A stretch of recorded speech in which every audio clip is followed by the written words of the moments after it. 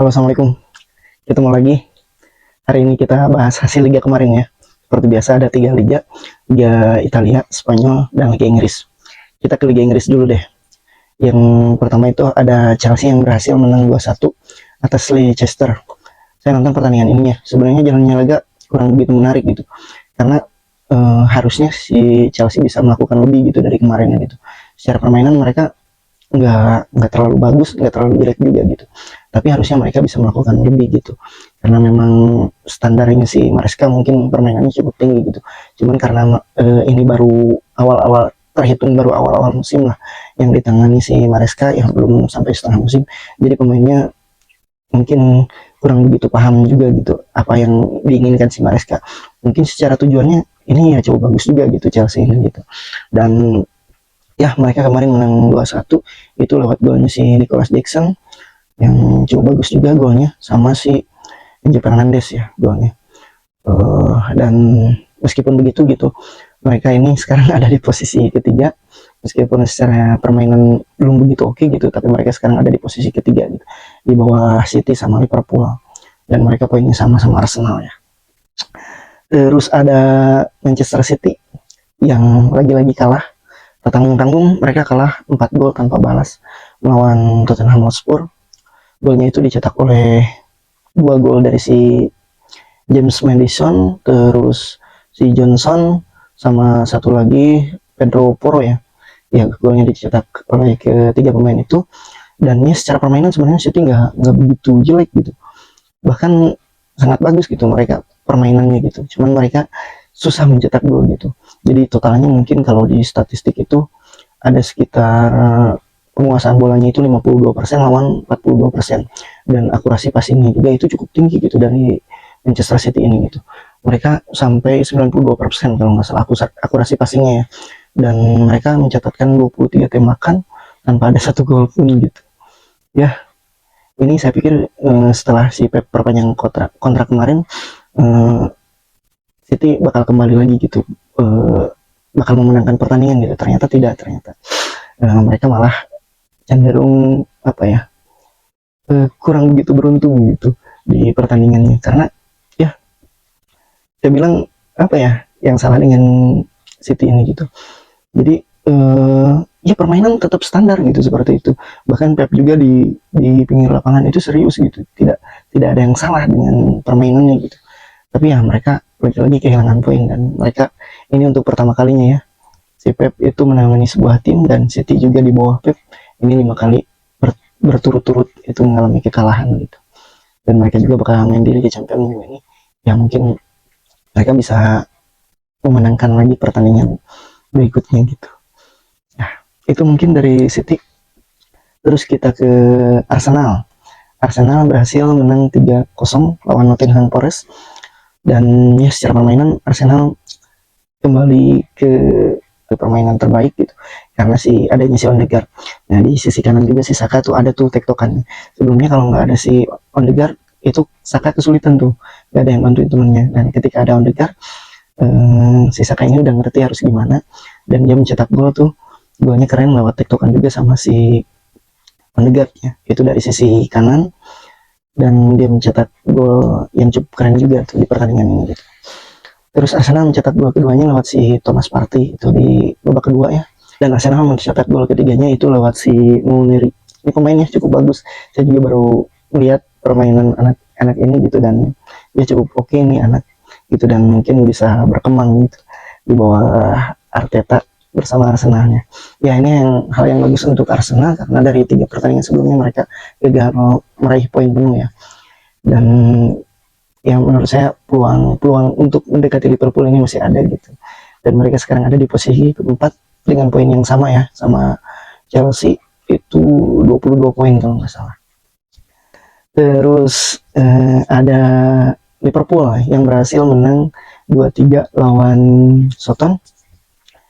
Ya saya nonton juga pertandingan ini, dan Liverpool sih sebenarnya secara apa namanya, secara permainan mereka ya seperti biasa gitu. Bagusnya itu bagus bangetnya itu di babak kedua gitu. Sementara babak pertama itu biasa-biasa lah. Liverpool sempat ketinggalan sih gitu 1-2 di pertandingan ini. Mereka agak kesusahan juga mencetak golnya gitu, dan Liverpool itu mencetak gol pertamanya lewat tendangannya si Szoboszlai, dan mereka mencetak gol kemenangan, 2 kemenangan itu lewat gol Mohamed Salah, sama ada penalti juga dari Mohamed Salah gitu. Ya, ini hal yang bagus untuk Liverpool, dan mereka sekarang memimpin di puncak klasemen dengan keunggulan hampir 8 poin ya dari City. Mereka sekarang mengumpulkan poin 31 kalau nggak salah. Ya, 31, dan City di posisi kedua ada dengan 23 poin.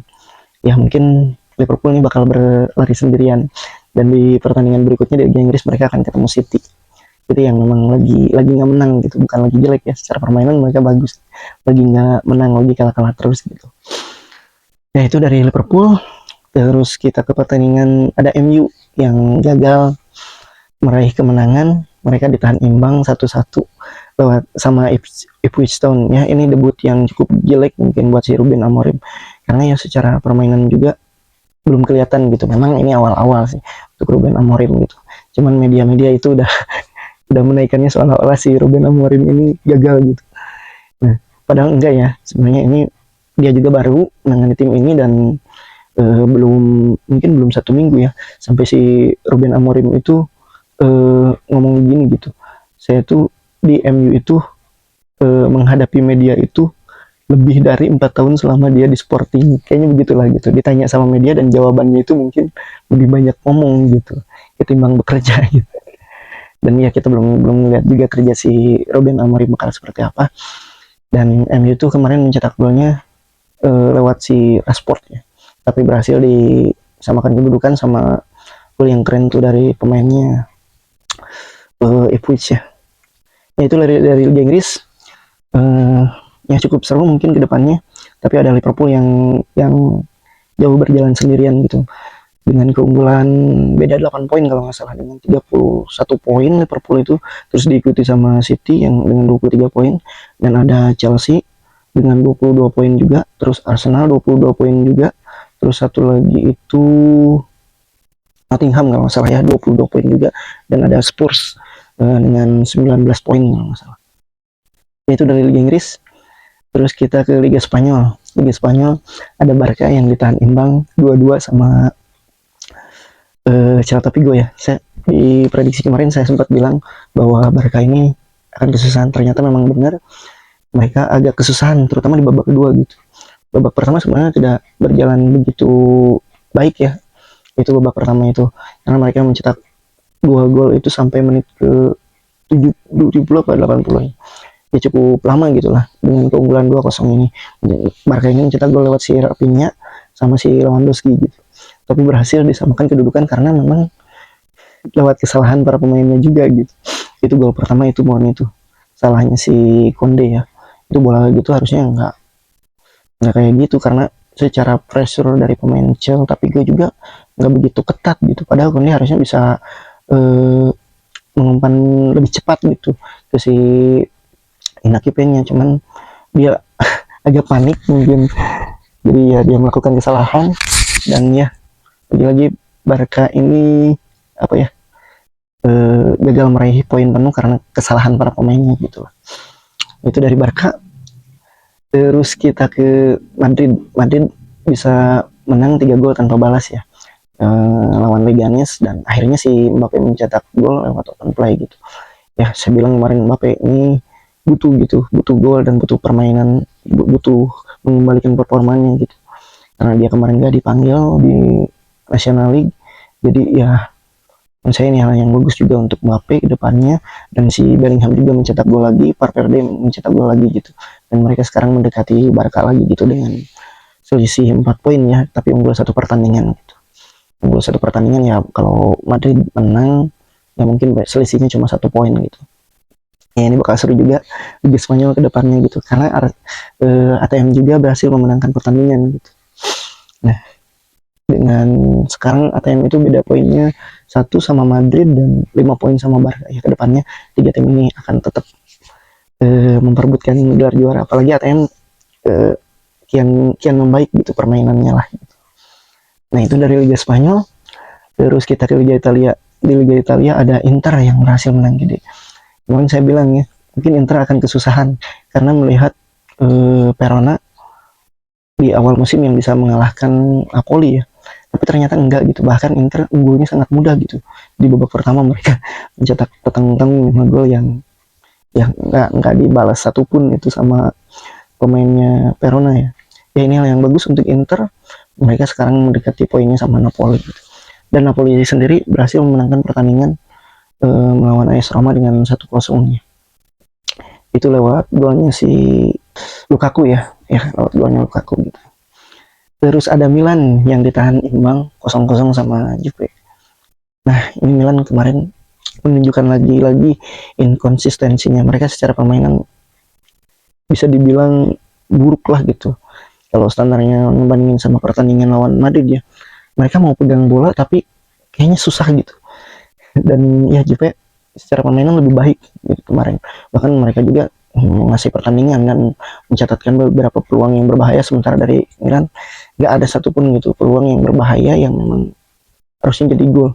Mungkin ada 1-2 lah. Kalau Juve sampai sampai 5 peluang gitu yang cukup besar gitu. Ya, ini lagi-lagi Milan, si Fonseca ini kehilangan 18 poin, kebayang, dari 6 pertandingan itu yang secara maksimal harus 18 poin, pokoknya dia hanya dapat cuma 6 poin gitu. Ini jauh dari kata standar gitu di Liga Italia. Mereka berturut-turut gitu kalah sama Fiorentina, terus ditahan imbang sama Cagliari gitu. Ya, ini menunjukkan bahwa ya mungkin kalau saya bilang Fonseca belum bisa sih dengan tim besar gitu lah. Nah, dan mereka sendiri tertinggal sampai 12 poin ya lawan Napoli. Nah, sama Napoli gitu, dan ya ini cukup jauh. Kayaknya 4 besar juga udah untung sih kalau kalau sampai ini ditangani sama si Fonseca sampai akhir musim. Ya sebenarnya kalau untuk ganti pelatih juga nggak bagus juga gitu buat Milan. Kalau penggantinya nggak langsung, apalagi penggantinya nggak langsung tune in ya di tim gitu. Ya butuh waktu lagi. Ya semoga si Fonseca bisa apa ya, bisa mengubah lagi lah gitu. Minimal setengahnya pas lawan Madrid kemarin tuh mereka nggak bisa mempertahankan permainan seperti itu ya. Gitu. Ya itu dari Milan dan dari Liga Italia. Sekarang kita ke prediksi Liga Champions buat di minggu ini. Itu ada Milan yang akan ketemu sama Slovan Bratislava ya. Ya mungkin Milan performanya bisa bagus nih di Liga Champions gitu. Karena di Liga mereka begitu kesulitannya gitu. Ya mungkin ini pertandingan yang mudah buat Milan. Dan ini kedepannya itu 4 pertandingan sisa lagi ya. Di penyisihan ini lawannya di atas kertas itu cukup mudah-mudah lah untuk Milan. Itu dari tim Italinya ada Inter yang akan ketemu RB Leipzig. Ya, Inter mainnya cukup konsisten gitu, meskipun di Liga Champions ini mereka belum bermain di bawah standar ya, masih bermain di bawah standar gitu. Karena pas lawan Arsenal kemarin juga mereka nggak begitu bagus gitu, tapi berhasil menang gitu. Ya tim-tim yang ada apa namanya bisa tim-tim yang jadi kandidat kuat juara itu sebenarnya nggak perlu main bagus juga gitu di Liga Champions. Nggak begitu bagus tapi mereka bisa memenangkan pertandingan. Itu salah satu tim yang bisa juara mungkin ya. Inter akan ketemu Leipzig di kandangnya, ya menurut saya Inter akan menang ya, karena Leipzig meskipun mereka ngelawan tim-tim besar kayak Juve, tapi mereka nggak menang juga gitu. Terus ada Atalanta yang akan melawan Young Boys ya. Ya semoga Atalanta bisa menang lagi gitu, karena mereka cukup oke sih mainnya di Eropa ya. Terus ada Juve yang akan ketemu sama Aston Villa. Ya ini pertandingan cukup berat mungkin kalau untuk Juve ya di Liga Champions, karena apa namanya, secara ya mereka itu belum begitu oke ya, permainannya memang cenderung meningkat gitu, cuman mereka agak kesusahan mencetak gol gitu. Dan ya ini ujian nih buat si Mota di Liga Champions. Semoga mereka bisa menang di kandangnya Aston Villa lah. Terus ada satu lagi tim Italianya, Bologna, yang akan jamu Lille ya. Ya Bologna harus menang sih di Liga Champions, karena dari beberapa pertandingan sebelumnya mereka gagal meraih poin gitu. Itu dari tim Italianya. Terus kita ke tim Spanyol. Itu ada big match nih, pertandingan Liverpool lawan Madrid ya. Nah, ini bakal seru menurut saya di pertandingan ini karena beberapa tahun terakhir Liverpool sulit menang gitu melawan Madrid, dan Madrid di Liga Champions itu nggak bisa dianggap remeh juga ya, meskipun kemarin mereka kalah sama Milan, tapi di pertandingan ini kayaknya Madrid bakal menang lagi sih di Liga Champions gitu. Dan ini ujian yang sesungguhnya juga nih buat si Arne Slot di Liga Champions, bisa nggak mereka gitu, karena mereka sekarang memimpin ya dengan 4 kemenangan sempurna gitu. Ya semoga pertandingannya bakal seru nih lawan Madrid gitu. Ya kita nonton pertandingan ini dan saya harap sih Madrid yang menang ya ketimbang Liverpool gitu. Terus ada Barcelona yang akan ketemu sama Brest ya. Saya juga nggak tahu Brest ini seperti apa, dan bahkan menurut saya bakal menang mudah gitu di pertandingan ini. Terus ada satu lagi tim Spanyolnya itu ada ATM yang akan melawan Sparta Praha ya. Ya, mungkin ATM akan menang mudah juga di pertandingan. Terus satu lagi tim Spanyolnya itu ada Girona yang akan ketemu sama Sturm. Saya nggak tahu nih kedua tim ini seperti apa. Yang jelas mungkin Girona akan menang sih. Ya itu dari tim Spanyolnya, kita ke tim Inggris. Tim Inggris itu ada City yang akan ketemu sama Feyenoord. Ya, City harus menang juga di pertandingan ini agar mereka tidak 6 kali kalah berturut-turut ya. Dan saya pikir ya mungkin si Pep ini titik baliknya itu di pertandingan ini gitu, untuk kembali menang lagi gitu. Nah itu dari City. Terus tim Inggris yang lainnya itu ada Arsenal. Ada Arsenal yang akan ketemu sama Sporting ya. Ya, Sporting baru saja ditinggal sama si Ruben Amorimnya setelah mereka mengarahkan City. Ya semoga Arsenal menang mudah sih, karena ya secara permainan mungkin Arsenal bisa balik lagi ke performa terbaiknya karena ada si Odegaard gitulah. Itu dari Arsenal. Terus satu lagi Aston Villa udah, itu dari Liga Champions. Untuk prediksinya ya kita nonton di tengah pekan ini ya, semoga ada pertandingan yang seru lah. Paling segitu, ini setnya berubah karena saya nggak pulang ke rumah ya, jadi ya mohon maaf seadanya dulu. Terima kasih sudah menonton. Assalamualaikum. Jangan lupa subscribe dan nyalakan loncengnya.